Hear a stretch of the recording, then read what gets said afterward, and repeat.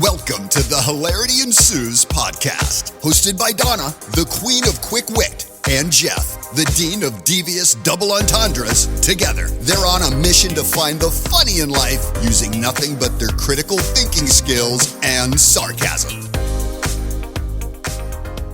Hello, everyone, and welcome to another episode of Hilarity Ensues. I am your host, Donna, and joining me today is my co-host, Jeff. Jeff is in the building. Yes, he is. And we're going to bring to you today the topic of the things we believe and why. Why do we believe some of the things that have been said for centuries? And we're going to, maybe not centuries, but yeah, probably centuries. We're going to give you some examples of that. And my co-host, Jeff, if you haven't heard it in previous episodes, I refer to him as the fact guy. He's the guy that I go to when I want the facts. If he shares information with me, I've known he's vetted it, he's checked it. So what gets your goat, Jeff, when it comes to a topic like this, the things that people believe? My thing in general is that people just go along with what they've heard for so many years or centuries or whatever it may be without any kind of critical thought. You know, we're very similar like that. There's three of them that really get me, but I will start with they come in threes. I know many people have probably heard that when somebody dies, they're famous, and then somebody else dies, and they're waiting for the other shoe to drop. Like, what's this come in three? I actually did research this a little bit, but it's just like people will just twist themselves like a contortionist to make sure that three matches. So what they're, the fact, quote unquote fact that they're saying, which is false, becomes true in their own minds. And we just had that recently with a friend of mine. Somebody died. I can't even remember who it was now. There's so many people dying, but a couple famous people died. We're on this chat group, and they were pretty relatively famous actors or actresses. And then the guy who always says they come in threes said such and such died. And it was just a person that I can almost guarantee nobody on the list knew. And out of respect for him, I just didn't respond because I did say something the last time he did it. I don't want to be that guy. But he came up with this random name of somebody I have no idea it was. And I'm like, that's your three? I don't know. Do you have friends like that or family members that talk about they come in threes when somebody dies? Well, I'm Jamaican, so there's all sorts of superstitions. Maybe that was a Freudian slip. Yo, as a side note, before you get started, my homeboy, my best friend from high school, Ron, and I call it superstition. We've been calling that since high school. Okay. On purpose. But yeah, that's funny to me that you said that. That was my Freudian slip, but superstitions. And I have heard that, death happens in threes. There's such a thing as coincidence. Has that coincidence occurred in my life? It has, where just randomly people that I'm close to just start dropping like flies. But there is no scientific data that shows that death operates that way. Every how many seconds somebody dies. It's just the law of averages, especially as you get older. When I was younger, not so much. At the age that we're at right now, people are dropping like flies. So they may die in 3, 4s, 5s, 6s, or 7s, depending on the time of year. 100% true. So yeah, so accurate. But yeah, this guy, I mean, multiple people does it, but this just one guy, he just did it twice. This is funny because there was another set of quote unquote three that died allegedly. But it's like, how do you choose your three? Like, are they A-list actors? Are they B-list?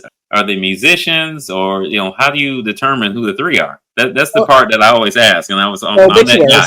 The obituaries. Yeah. You pick from the obituaries. I don't know. It's like, I don't know why. It's one of those things. But the other thing, and you brought it up to me, is the whole full moon thing. Mm-hmm. Now, I'm going to say this to everyone out there.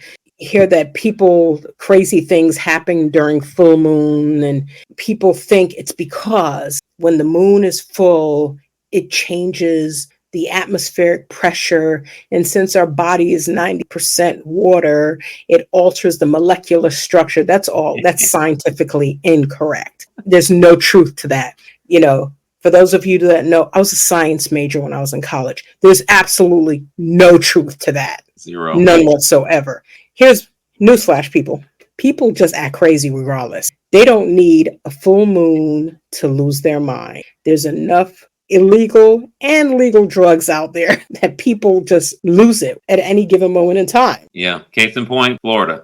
You could look at any time. If you no moon visible, you're going to see somebody acting crazy. So no moon. Open up the paper. Woman gets caught, in a stable with her donkey. Crazy. It wasn't a full moon. She was just crazy. Yeah. Man throws alligator into Wendy's restaurant drive-through window. Did I send you that one? That was like 3 or 4 years ago. No, but Guy got bored, middle of the day, saw a baby gator, a 3-footer, picked it up, put it in the back of his truck, went to Wendy's, put in his order, and they opened up the order, said that'll be whatever the amount is, and he said, "Here you go, I'll pay you in gator," and just threw it in there, and he took off, and he got a misdemeanor. I think it was like a slap on the wrist. But he was like, they're like, when they caught up to him, he's like, "I was just bored." And you know what that misdemeanor was? It wasn't because he attacked someone with a gator. It probably was animal cruelty. I forgot what it was, but it was so hilarious. The world that we live in today, it probably was animal cruelty. Mm-hmm. Yeah, that was too much. I didn't check to see the moon. But yeah, I always get that with, usually people at work. They're like, the callers are crazy or whoever it is. And is it a full moon today? And I'm like, why do people keep saying that? Because other people kept saying it. And I would pull up the article, or there's a couple articles that prove without a shadow of a doubt, like you stated, it is not true. And they go, "Oh, okay, that's nice, Jeff." And then 5 or 6 months later, man, it's crazy. It must be a full moon. Like, did you not read the link that I sent? I mean, you acknowledge it, but it just, that kind of shit just drives me crazy. I mean, stuff. So why do you think people believe this? Let's pause right here. Why do you think that someone believes that death happens in threes, or that when there's a full moon that people act crazy? Why do people hold on to that belief? Repetition. Well, one, they grew up hearing it the whole time, throughout most of their life. And then repetition, and our favorite, confirmation bias. I think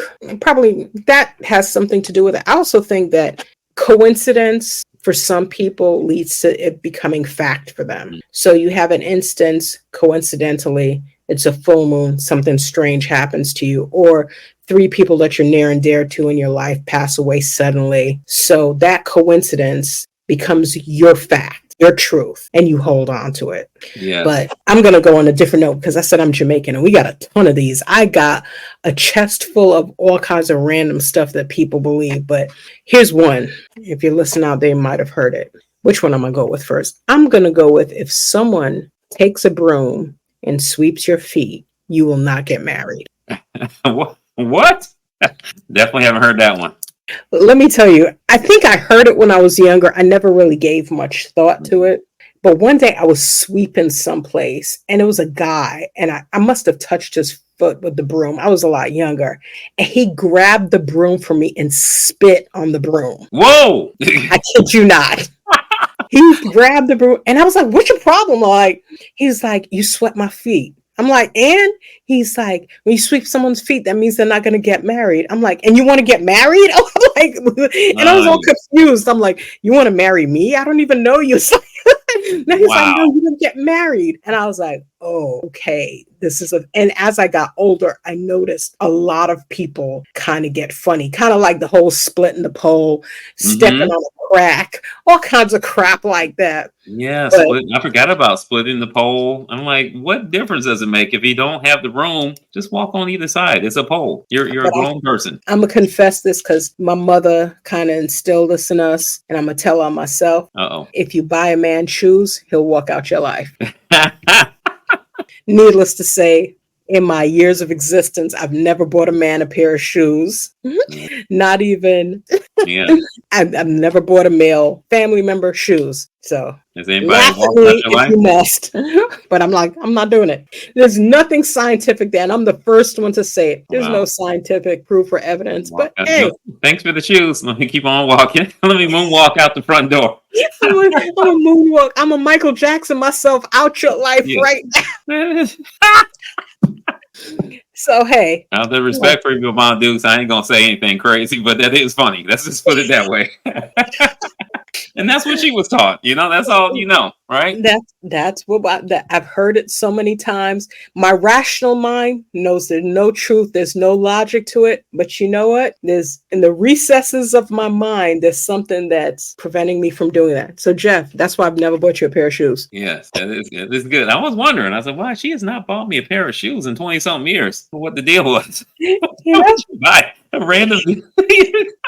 That's a new one for me, for sure. Okay. And the broom sweeping. The broom sweeping, I'm like, that's crazy because I'm like, you expect me to mop after you sweep after you spit on my broom? That's disgusting. That's pretty gross. Yeah, that's a lot of microbials there. You know what another one is that's super annoying to hear all the time, or I hear? The 80-20 rule, Pareto's Law. How many times have you heard that? Okay, which 80-20 are you talking about? Because I've heard a couple of 80-20 rules. The Pareto's Law is basically 80% of your success comes from 20% of your efforts. And then they will just keep saying it over and over again with no empirical evidence and just state, if you're trying to get ahead of the job or you're trying to, whatever you're trying to do, like you're making money, you got a business, 20% of your effort becomes 80% of your results. And it's just, I don't agree with that. That statistic sounds a little, because I know people out there that grind a lot and they put in a lot more than 20% of effort. Yes, it's just, I don't know. I forgot what it meant for. It's some kind of mathematical rule, and it made sense for that particular instance. But in terms of like people just turn it into anything. It could be like you're a baseball player, you work on your swing, you're 20%, and now you're the home run derby winner, or you're the basketball player, whatever it may be. They just but they just basically twist it into making whatever efforts it is to 20. There's no backing or like, what is it? How do you measure it? But they're like, I don't know. It's 80-20 rule, dude. I'm like, okay, we're done here. Okay. The 80-20 I was thinking about, it deals with a relationship where it says in a relationship, you're only going to get 80% from someone. And then someone's going to come along and they're going to offer you 20%. And you're going to think it's great. Wow. Okay. That's never heard that adaptation. You're going to think someone's going to come along and that 20% is going to be amazing. And because this is a family show, I'm not going to go into examples of how that might be.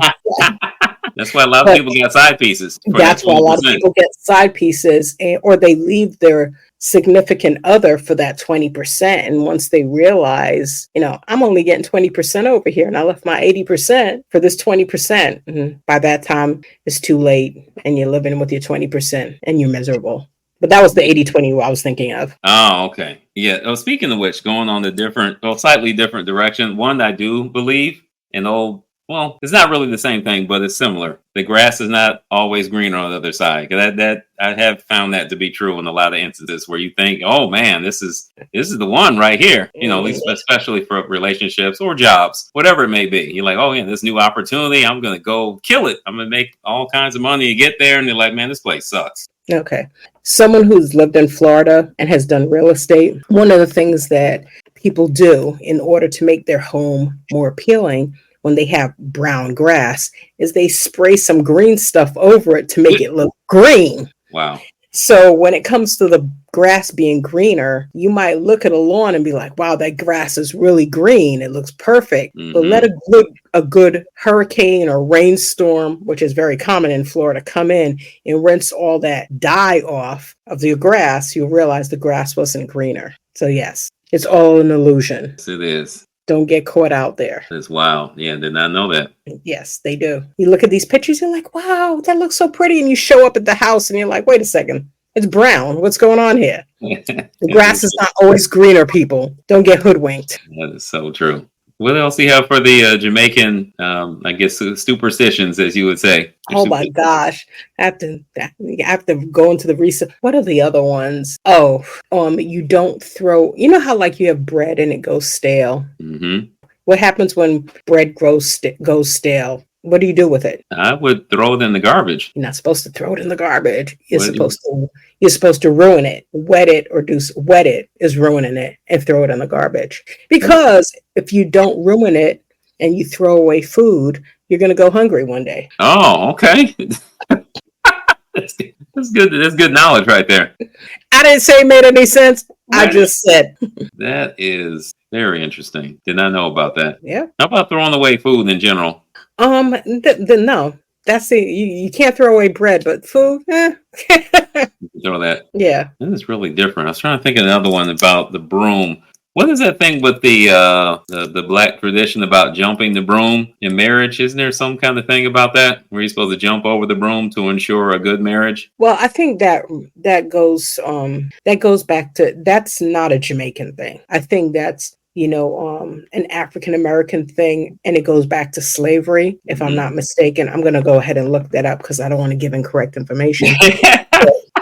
Because I don't want Jeff coming back at me and saying, why did you tell these people all this wrong stuff? I went and I did a deep dive and I found out that's not the case. But yeah, I think it goes back to that. That was part of their marriage ceremony. Okay, so here it goes. Individuals were not given traditional marital rights. For many, jumping the broom was the next best way of blessing the marriage and declaring their union. So people that do it today, I guess, are paying tribute to a tradition, a cultural tradition. How about seeing the bride before? I never got that one too. Like you're not supposed to see her before. Like you've been seeing her the last several years. Like you can't see her now because she has a new hairstyle or new makeup. What difference does it make? You see her right before the wedding. It made zero sense. Well, it's supposed to be, I can't even explain that, but why not? Does it stem back to time where there were arranged marriages and the first time you saw your bride was at the altar? And they're trying to recreate that. I don't know. I don't know either. I was just, putting it out there. Like, it just seemed strange to me. I'm like, why are we doing this? What difference does it make? I don't get it. It was not like I won't say I was a killjoy, but some of the things that the family wanted me to do, and just look at them crazy. Like, why are we doing this? Okay, so here's my friend Google, what they said. Parents of the bride feared that if the couple met each other before marrying, the groom wouldn't find the bride attractive, and they would call the wedding off. So going back to traditional times of arranged marriages, where I gave you 2 sheep for my daughter, Yeah, you called it right. Yeah, that does sound about right. Yeah. So if you show up and you see my daughter and you see her before the wedding, you might change your mind and ask for your sheep back. Yeah. So. That is too wild. That whole arranged marriage thing, never got that either. Like, why would you even agree to that? But let me tell you, culturally, in our culture, I've met several people that have had arranged marriages, and they've been married a long time. Wow.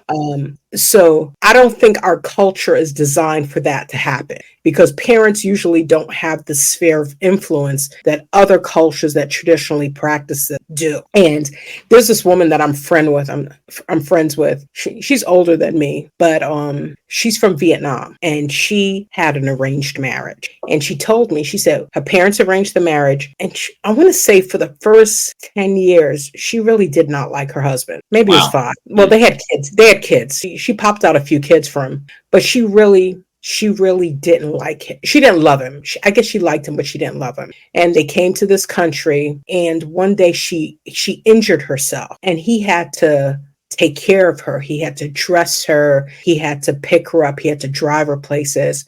And she said the level of care that he gave to her, that's where the tide kind of changed for him, for how she felt. And she said that the one thing in that marriage, he agreed to her father that he would take care of her for as long as he lived. So with arranged marriages come a level of honor and commitment. And you don't really see that in our culture. No, not ours. No. So when he took care of like that, she saw that he was a man that held true to his commitment. Fast forward, they've been married for probably over 40 years, close to 50 years. Wow. So that's one example. And I've met quite a few people like that. One girl I know, she's younger now. She's in her 40s, I would say. And she's Indian. It was an arranged marriage. But with her, she had a choice of who she married. Suitors came, they called on her. Her parents vetted them. And she's like, no, I don't like this one. No, I don't like this one. Until eventually one of her parents picked, she liked, and she ended up marrying him. And she married him, and she liked, the reason why she married him, she found him attractive and she liked him. Two good reasons. And so I don't pew on the idea of arranged marriages, because I think there's something to be said of approaching it from a logical standpoint, meaning I see that my daughter, she likes to go outdoors, she likes to read, she wants to be educated, and I'm going to find a man that shares her passion for education, for going outdoors. And it takes out the physicalness, the physical attraction at first. Because let's face it, you meet people these days and you look at them, you're like, wow, he's fine, she's fine. And all the other things are kind of secondary. Right. Yeah, it's great for the initial, but if you're trying to long term, you got to have the commonalities and just the same similar sensibilities. Yeah. So, but like I said, it wouldn't work here because imagine in 2024, anybody that you're telling them, you know what, in the US, I'm going to pick out your husband and that's who you're going to marry. I'm going to pick out your wife. As it stands right now in our culture here in America, if a parent expresses any kind of interest in their child's boyfriend or girlfriend, their child automatically is repelled by that. Yes. You're like, hell no, something wrong with this one. This chick was telling me her son is all in love with some girl and the girl treats him like crap and she's constantly arguing with him to break up with her. I'm like, that's where you're messing it up, honey. I'm like, you need to call up that girl and say, let's do coffee. Let's go out for drinks. Let's go out and do this and hang out. And the moment your son's seeing you become besties with her, he's going to cut her off. Yep. That is so true. That is parenting 101. That's my gift to the listeners here. Do the opposite. Do the complete opposite. Kind of suck as a parent. Fortunately for me, I chose not to be a parent, but I hear these stories, the horror stories about being abused, and the other party is doing it, and the parent is constantly telling their son, "Stay away from this girl." Like I'll give you an example. There's somebody I know out in your area. I knew her growing up in Chi-Town area, but their son keeps going to this girl who winds up giving him drugs, choking him out, scratching his face, calling the police on him. I mean, just multiple times. And he's like a prisoner there because he'll stay away from her because he doesn't want to talk to mom, and they'll be at her house and her family's house. And he's like, when he comes back, he's like emaciated. They're like not feeding him. It's insane. It's like something out of a movie. And she's had this conversation with her son multiple times. And it's just super frustrating even to listen to it. And I just feel bad for him because he just, I don't know. I won't say he doesn't know any better because he's got to know. Like, you can't be walking around with scratches on your face and getting multiple, arrests and whatnot, or just being held by the police. He needs therapy. Right. He needs therapy. Yeah, he needs something. But he does need therapy for sure. But he ain't listening to mama at all. It sucks. No, they don't listen to us. As a mother, they don't really listen to us. Right. That's why you have to play chess with your children sometimes. Yeah. She should do that. I should hit her up and tell her, hey, do the Donna technique and just start asking her out for a coffee and lunch. Shucks, the girl might get so disgusted too. She's like, I don't like your mother like that. Let me I'm stay away from you. It is bad. Yeah. Making awkward those are the listening. I thrive on uncomfortable situations. Yes, you do. And we'll save those stories for our Patreon when we do have one. But Jeff could tell you, I relish uncomfortable situations. Yes. So fun. I enjoy those too. I enjoy like being also the person, like the third party, just sitting there watching and just soaking it all in and just watching the uncomfortability just build up and the tension. Yeah. That girl, we'd sit down. I'd invade her personal space. I would annoy the crap out of her. And she's like, you know what? I can't handle this woman anymore. She is getting on my nerves. Too much. Yeah. Talk to her face to face, like 3 inches apart. And the reason why Jeff is laughing, because I don't like anyone invading my personal space, but I know it makes people uncomfortable. So I'll invade your space. Yes, it does. That could be a whole nother topic for one of our future, just the space invaders. Not the video game from 82, but the other space invaders. The space invaders, the close talkers. My God, and why do they always have bad breath? Why is that? Maybe it's a coincidence. It could be because you're so close to their mouth. They do have bad breath. Yeah. I usually put the hand up. I'm like, you can back up now. It's like, yes. My hearing is very good. I can hear you. Right. Yes, I had to. This happened at work. It's several years back. This guy that was forever doing that. And I had this meme, I won't say I'm the king of memes, so I'm up there. I got a lot of memes on my phone. And there was a picture, it was a 2-picture meme, and it had okay with like a classic amount of space, like an arm's length of space or so, give or take. It says okay with the green. And then it had the other one like all up in the face, and it said not okay in red. So this guy, I'm sitting there on my computer, and he just stands like almost touching my form, like right next to me. Like, bro, I can hear you from there. So I go, hey, check out this meme. And I showed it to him, and he goes, I don't get it. And I said, I'm not surprised.